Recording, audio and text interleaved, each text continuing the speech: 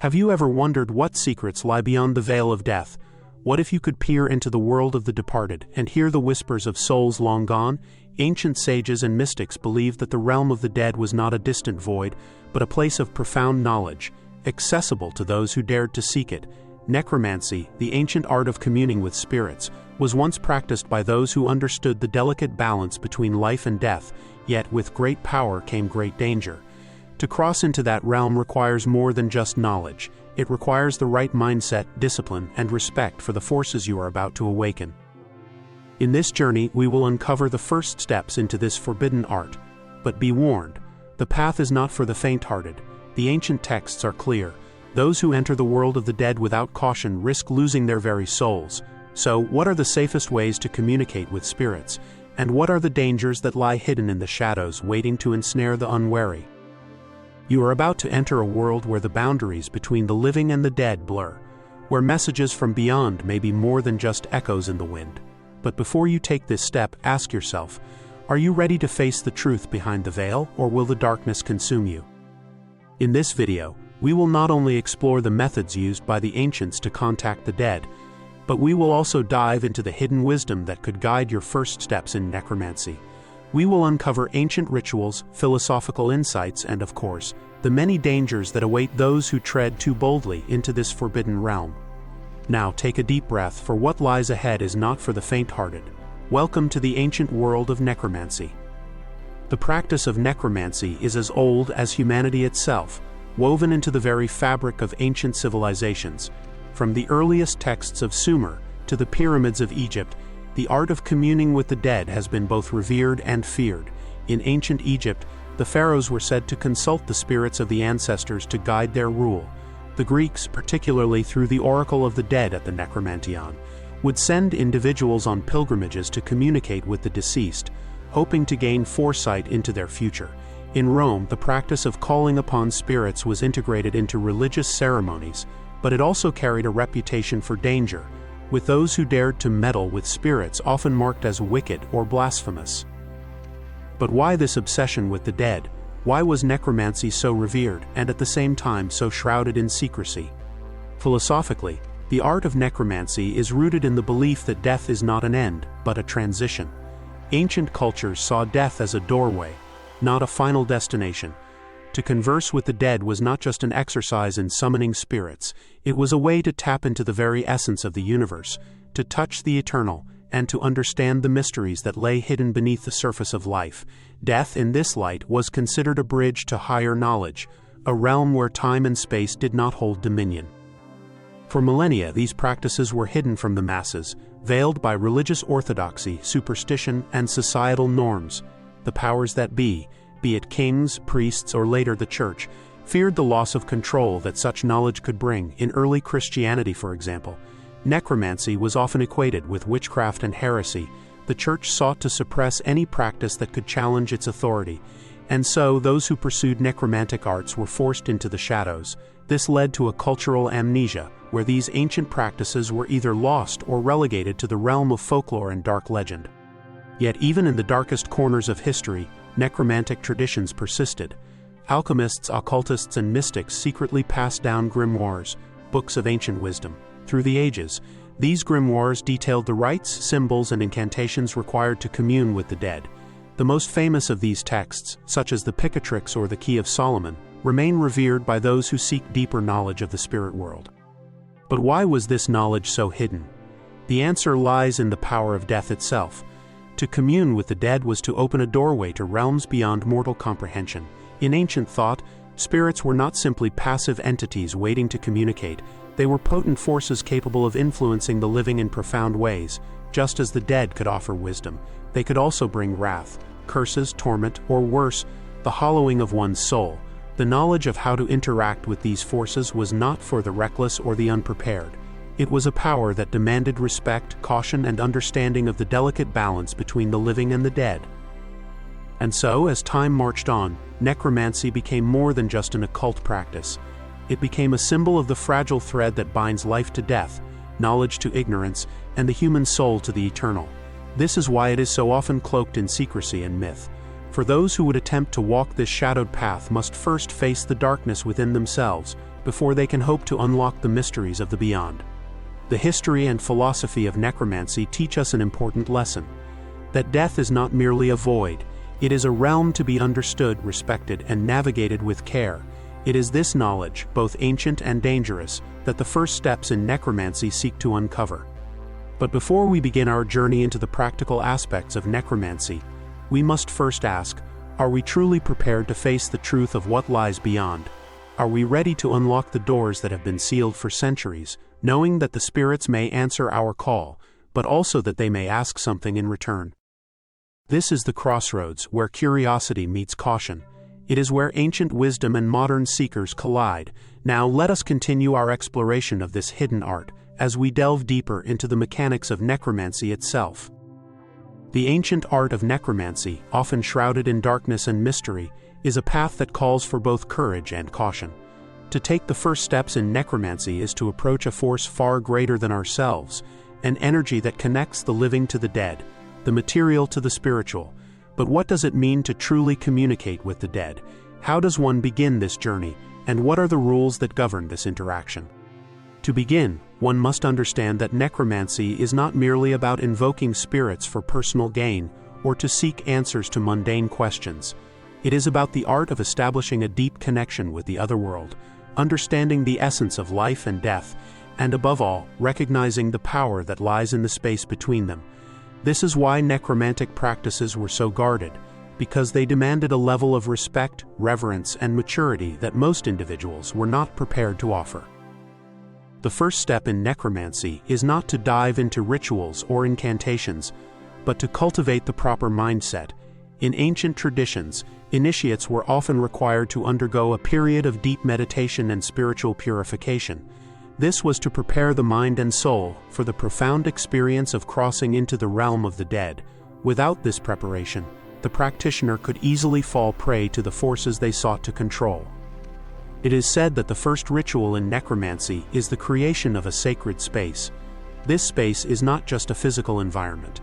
It is a psychological and spiritual barrier that separates the practitioner from the mundane world and allows them to enter the realm of spirits. Ancient necromancers would cleanse the space, often using incense, sacred herbs, or consecrated objects to purify the area. They would then form protective circles, usually marked with chalk, salt, or other substances, symbolizing the boundary between the world of the living and the dead. This circle, both physical and metaphysical, would serve as a shield against malevolent spirits. One of the most iconic symbols used in necromancy is the skull, which has been employed by practitioners for millennia. It is said that the skull represents not only death, but the gateway between worlds. By meditating on a skull or placing it in their sacred space, necromancers believed they could establish a direct link with the spirits of the dead.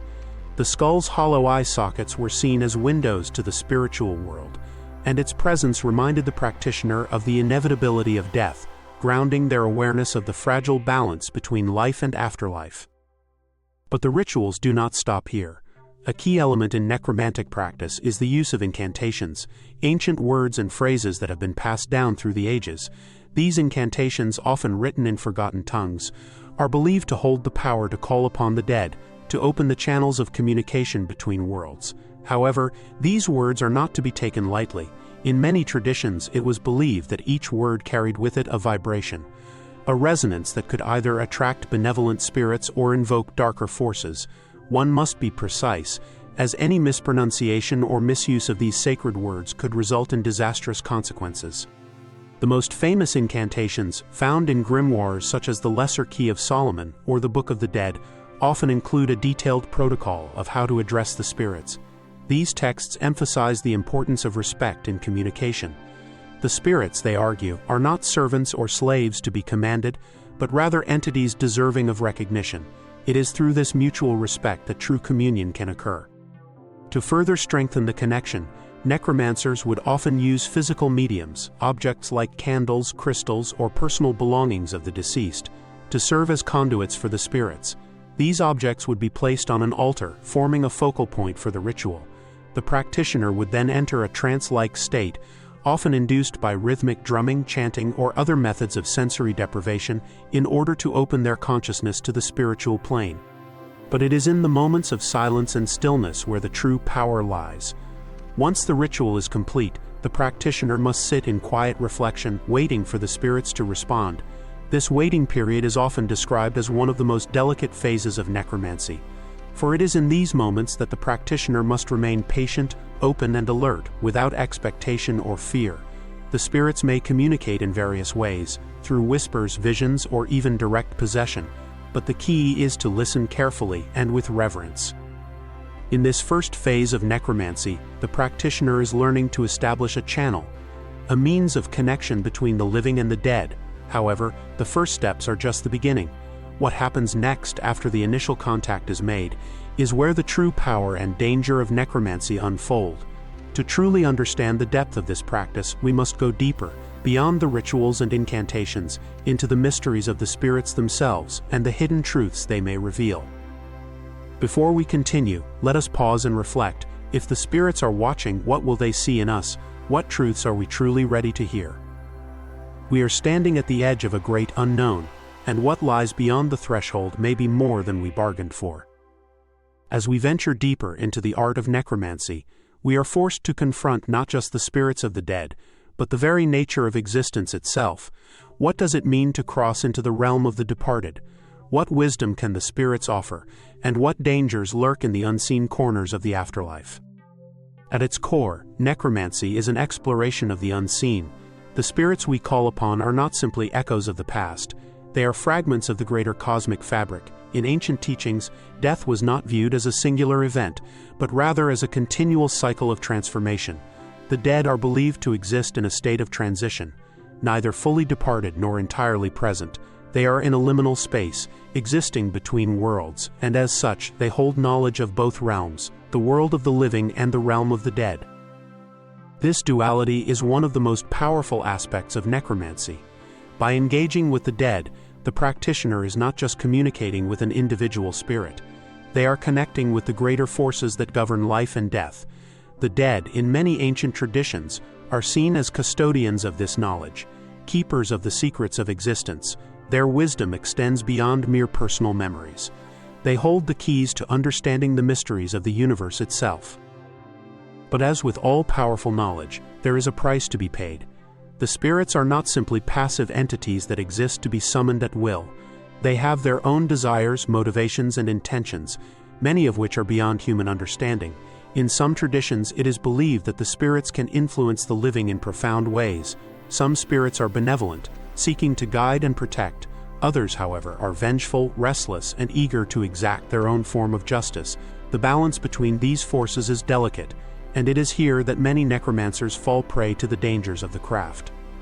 One of the greatest misconceptions about necromancy is the belief that it is a practice of control, that the necromancer is the one who holds the power. In truth, the spirits hold the power, and the necromancer is merely a conduit, a mediator between the worlds. This is why respect is so crucial. The spirits are not to be commanded or controlled, but rather invited to communicate. To do otherwise is to risk angering forces that are beyond mortal comprehension. Throughout history, there have been many cautionary tales of those who sought to control the spirits. One of the most famous is the story of the witch of Endor in the Bible, who summoned the spirit of the prophet Samuel. When Saul, the king of Israel, sought to consult Samuel's spirit for guidance, the prophet's spirit appeared but warned Saul of the dire consequences of his actions. The spirit revealed truths that led to Saul's downfall, proving that the dead, when angered or disturbed, can have a powerful influence over the living. This brings us to the second key concept in necromancy, the law of exchange.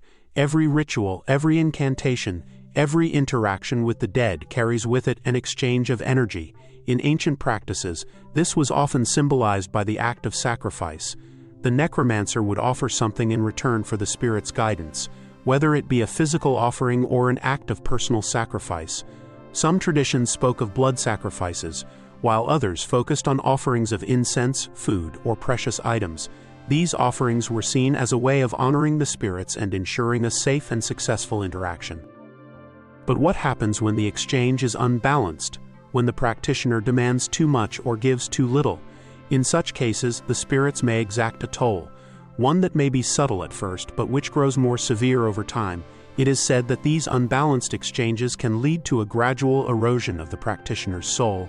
As the spirits feed off their energy, this slow drain can lead to physical and psychological deterioration, as the necromancer becomes more deeply entangled in the web of the dead. To avoid such consequences, necromancers were taught to establish strict boundaries within their practices. This is where the concept of closing the circle comes into play. After each session, the practitioner must ensure that the spirits are properly dismissed and the ritual is concluded. Leaving the door open, even slightly, can lead to unwanted spirits crossing over into the living world.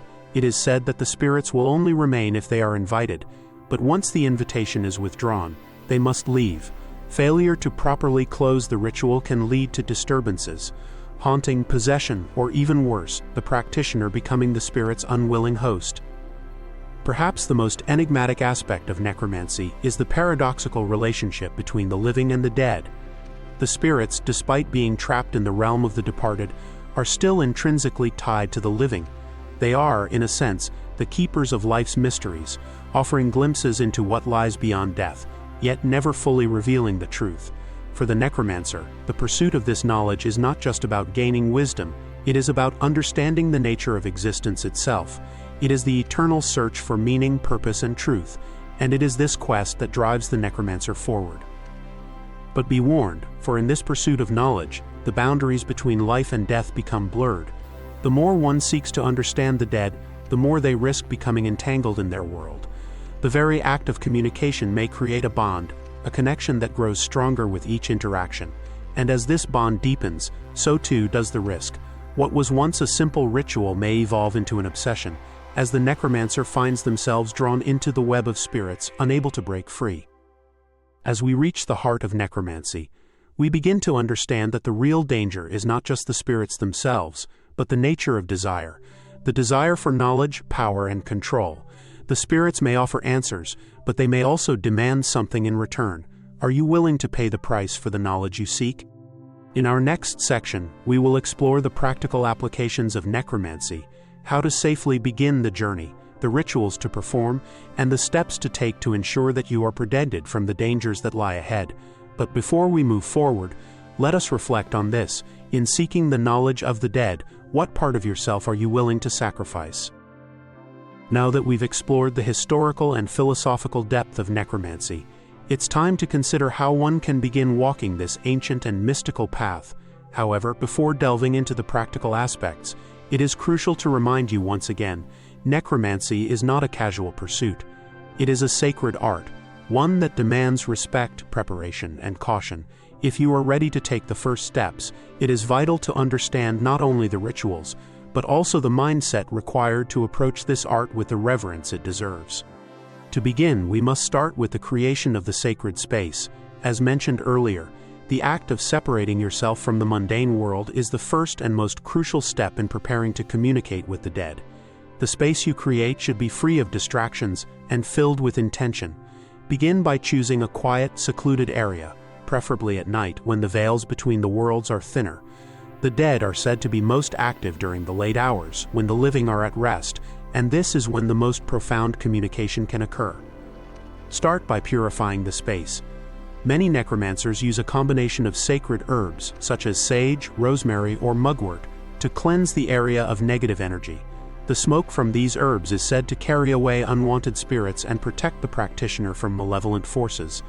Light a candle, white or black, symbolizing purity and protection, and place it at the center of your space. The flame represents the light of life, and by setting it at the center, you establish the balance between light and darkness. Now, as you stand in this space, begin to draw a circle. Whether you use salt, chalk, or another substance, the circle serves as the boundary between the living and the dead. It is important to visualize this circle not only in a physical sense, but as a protective aura surrounding you.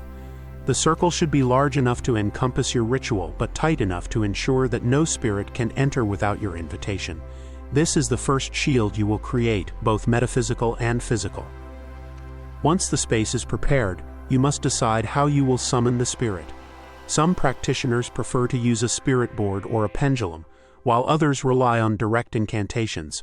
If you are new to necromancy, it is best to start with a basic, simple ritual. allowing you to ease into the practice without overwhelming yourself or invoking forces you are not ready to face. A simple invocation might look something like this. Spirits of the departed, I call upon you with respect and reverence to share with me your wisdom. Come forth and speak that I may understand. But know this, I seek only knowledge and I offer no harm. If you come in peace, I welcome you. If your intentions are ill, I banish you from this place. The words are important. They serve as a guide and a barrier, ensuring that only spirits who are willing to communicate in peace will respond. When speaking, always keep a calm and steady voice. The spirit world can be easily disturbed by fear or hesitation, and you must remain grounded in your purpose. Take deep breaths, center yourself, and focus on the intent of your communication. The next crucial step is the use of a physical medium. In many traditions, objects like candles, crystals, or even personal items from the deceased are used as a conduit for the spirit. These objects carry the energy and essence of the departed and serve as a bridge between the two worlds. If you are attempting to communicate with a specific individual, having a personal belonging of theirs, such as a piece of jewelry, a letter, or a photograph, can help establish a stronger connection. Place these objects on your altar or the center of your circle, and allow them to act as a beacon for the spirit you wish to summon. As you prepare to enter the trance, know that you are stepping into a realm where time and space do not function as they do in the living world. The spirits, much like dreams, may speak in symbols, riddles, or fragmented messages. You may see visions, hear whispers, or feel an overwhelming presence. Trust your instincts during this time. The messages you receive may not always be clear, but they are often filled with layers of meaning that will reveal themselves in time. When the communication begins, it is essential to listen deeply. Do not rush the process and do not force an answer. The spirits may require time to manifest or may communicate through indirect means. Pay attention to the subtle signs, a sudden shift in temperature, a flickering candle, or the sensation of a presence around you. These are all signs that the veil between worlds is thinning and that the spirits are present. Once the communication has concluded, it is equally important to close the circle properly. Do not leave any rituals unfinished, as this can result in unwanted spirits lingering or residual energy being left behind. Close the circle by thanking the spirits for their presence, then symbolically banishing them from the space. A simple phrase like this will suffice. Spirits of the departed, I thank you for your wisdom. May you return to your realm, and may peace guide your way. The circle is now closed. Be gone. As you speak these words, visualize the circle dissolving, returning to its natural state, and the space returning to its original form. Extinguish your candle and take a moment to reflect on the experience. Record your thoughts, feelings, and any messages received in a journal to deepen your understanding of the practice and track any further communication. It is important to note that these practices are not without risk. The greatest challenge a practitioner faces is not in the ritual itself, but in maintaining the right balance of respect and boundaries. Necromancy is an exchange, an act of reaching out to the unknown, and the spirits may ask for something in return. Whether it's an offering, a promise, or an exchange of energy, never forget that the balance of the ritual is key to its success. As we conclude this section, it is vital to understand that the first steps in necromancy are not simply about opening doors to the dead. They are about opening doors to the unknown parts of yourself, the parts of your consciousness that lie dormant, waiting to be awakened by the mysteries of the beyond. Necromancy can change you. It will change how you see life and death, and it will challenge the very fabric of your beliefs. Proceed with reverence, proceed with care, and above all, proceed with respect for the forces you are attempting to understand. As we stand on the precipice of the unknown, the art of necromancy unfolds before us like a map to an ancient, uncharted world. We have ventured through the history and philosophy of this sacred practice, touched upon the rituals and methods by which we may reach across the veil, and explored the delicate balance of respect, intent, and the powerful exchange that comes with it. But as with all great mysteries, the true understanding of necromancy lies not just in the knowledge of its rituals, but in the awareness of its risks, the dangers that come with opening oneself to the realm of the dead. Throughout history, necromancy has been both revered and feared. It has been a gateway to knowledge and a doorway to destruction. Every necromancer who dared to venture into this art has encountered the same questions. What lies beyond? What truths can we uncover from the dead? And yet, with each answer comes another question. and with each spirit summoned, the line between the living and the dead becomes a little thinner, a little less distinct. This is why necromancy is a path for the brave, not the reckless. For the dangers are not just those of the spirits you may call upon, but of the forces you will awaken within yourself. It is said that to communicate with the dead is to confront the deepest, darkest parts of your own soul, your fears, your desires, and your inevitable mortality. In seeking to commune with the departed, you will come face to face with your own reflections, your own questions about life, death, and the mysteries of existence. The dead may offer wisdom, but they will also hold up a mirror to your deepest truths. Are you prepared for what you might see? And so, as you embark on this journey, remember that necromancy is not a tool for mere curiosity or entertainment. It is a sacred art, one that demands reverence, humility, and a profound understanding of the risks involved. It is not about controlling the dead or mastering their realm. It is about seeking wisdom with respect and caution, and understanding that the spirit world is a realm of immense power, where every action carries consequence. As we conclude this exploration, we leave you with this question. Are you prepared to face the truth, to reach out to the spirits and uncover the secrets they hold, knowing that the knowledge they offer may come at a price? Will you heed the warnings of the ancients and approach the dead with reverence, or will you rush in blinded by curiosity and risk losing yourself in the process? If you are truly ready to begin, remember that the first steps are just that, steps. It is not the destination that matters most, but the journey itself, the understanding that each ritual, each incantation, and each communication with the dead brings you closer to understanding not only the mysteries of the afterlife, but the depths of your own soul. As you move forward, take care, be patient, and remember, the dead are not to be feared but respected. They may have knowledge that can guide you, but only if you are willing to listen, truly listen, with an open heart and a prepared spirit.